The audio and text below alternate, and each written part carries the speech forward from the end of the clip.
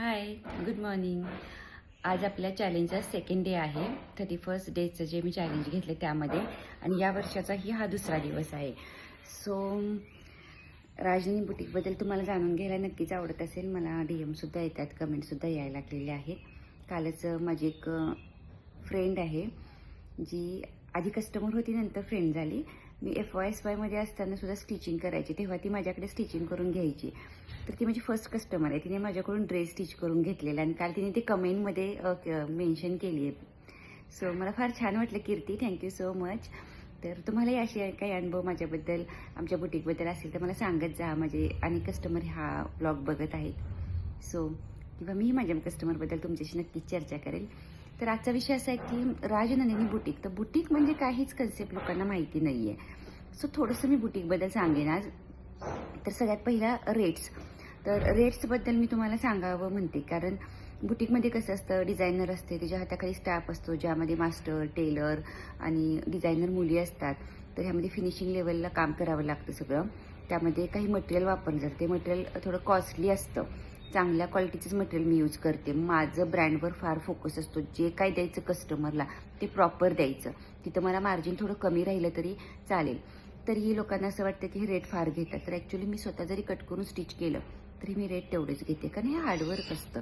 यामध्ये फिनिशिंगला फार म्हणजे फार महत्त्व दिलं जातं. ॲक्च्युली ब्लॉग थोडा मोठा होतो म्हणून फास्ट बोलते, बट तुम्ही समजून घ्या. तर यामध्ये कसं असतं की आपण प्रत्येक वेळी कटिंग करून स्टिच करताना आमचे मास्टर त्याला इस्त्री मारत असतात. तर इस्त्री मारल्यामुळे ते प्रॉपर आणि सुंदर दिसतं. शिवाय समजा त्यामध्ये आपण कुठेतरी पायपिंग केलं, किंवा आता एक मिनिट, मी हा एक ब्लाऊज दाखवते. हे बघा, हा ब्लाऊज बघा तुम्ही, ह्यामध्ये अशी पायपिंग केलेली आहे, अशी प्लेट्स. तर ह्या प्रोसेसला असते ना, या प्रोसेसला कसं होतं की वेळ लागतो. जसं की आता पायपिंग केलं, पायपिंग करताना ते कपडा कट केला जातो, त्याला इस्त्री केला जातो, त्यामध्ये एक धागा घातला जातो, नंतर तो स्टिच केला जातो. सो याला वेळ लागतो. नंतर ते प्लेट्सची डिझाईन आहे, त्यालासुद्धा त्याचा मिडल भाग काढून नंतर त्याची प्लेट्स पाडण्यासाठी त्याला इस्त्री मारून घेतली जाते, आणि इस्त्री मारून झाल्यानंतर परत ते स्टिच केलं जातं. तर मास्टर लोकांना सुद्धा ह्यामध्ये काम पडतं. ते कट करून स्टिच करून व्यवस्थित दिसण्यासाठी 10 वेळा त्याला इस्त्री मारली जाते. शिवाय त्याचं फिनिशिंग इतकं प्रॉपर केलं जातं. जिथं हेमिंगची गरज आहे तिथे हेमिंगसुद्धा आम्ही प्रॉपर करून देतो. असं नाही की बाबा हेमिंग करण्याऐवजी टिप मारले सोडून दिले, अशा गोष्टी आम्ही करत नाही. आम्ही कस्टमरला प्रॉपर फिनिशिंगच देण्याचा प्रयत्न करतो. तेव्हा ह्या गोष्टींमध्ये वेळ लागतो, ह्यामध्ये हार्डवर्क असतं, टीम असते. सो आम्ही तितके चार्जेस घेतो. हेच चार्जेस तुम्ही शहरामध्ये गेलात तर यापेक्षा जास्ती चार्जेस आहेत. आपण निमशहरी भागात आहोत तर मी त्या लेवलनी चार्ज घेते. सो बुटीकला मात्र प्रॉपर काम होतं. इथे तुमचे लग्नाचे ऑर्डर्स असू देत, तुमचे ब्लाउजेस रेग्युलर, ड्रेसेस असू देत, किंवा फॉल पिकोसुद्धा आम्ही प्रॉपर करतो. त्यावर मी एक वेगळा व्हिडिओ करणार आहे. तर जुन्या ड्रेसेस, जुन्या साड्यांपासून आम्ही पॅटर्न बनवून देतो. इथं आम्ही आमची क्रिएटिव्हिटी वापरतो.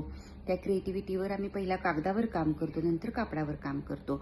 कस्टमरला जेव्हा आम्ही पॅटर्न समजून सांगत असतो त्यासाठी सुद्धा आम्ही भरपूर वेळ देतो. एक ब्लाऊजला, एका नवरीला, एका ब्लाऊजच्या डिझाईनला 2-2, 3-3 तास वेळ देऊन सांगितलेले आहेत, पॅटर्न समजून सांगितले. त्यानंतरही त्या बोलतात की आम्ही विचार करून सांगतो.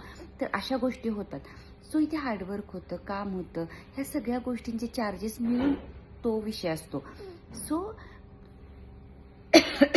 आज ॲक्च्युली थोडीशी तब्येत बरी नाही आहे. सो ह्या सगळ्या गोष्टींचा सारासार आम्ही काढूनच रेट ठरवलेले असतात.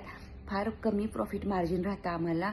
तरीही मी सध्या इथे इतकं प्रॉपर काम करते की जे मुंबई पुण्याचे कस्टमर आज माझ्यापर्यंत येत आहेत, त्यावरून तुम्ही विचार करू शकता. मुंबईचे आहेत म्हणून मी त्यांच्याकडे एक्स्ट्रा चार्ज मुळीच घेत नाही. त्यांच्याकडे मी तितकाच चार्ज घेते तो तुमच्याकडून घेते. सो नक्कीच तुम्हालाही आवडेल, आणि एकदा राजनंदिनी बुटीकला नक्की भेट द्या. ब्लॉग थोडासा मोठा झाला आहे, पण पूर्ण पहा आणि मला कमेंटमध्ये नक्की सांगा तुम्हाला हा व्हिडिओ कसा वाटला. थँक्यू.